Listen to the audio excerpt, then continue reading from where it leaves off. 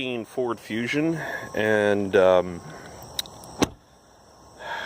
got the door not staying closed issue. Now, my wife was in it and the door came flying open.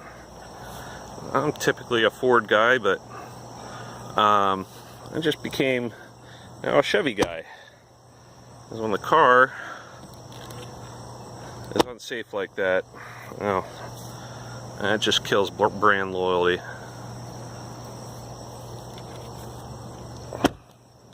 Yeah, I mean, there's nothing wrong with the latch. I mean, it's there, it's doing its thing. There's nothing mechanically visibly wrong,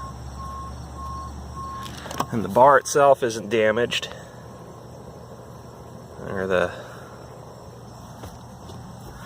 the hinges seem okay. And no damage to the hinges. It just won't stay latched. When that comes flying open on you, or your wife, that's a little unnerving.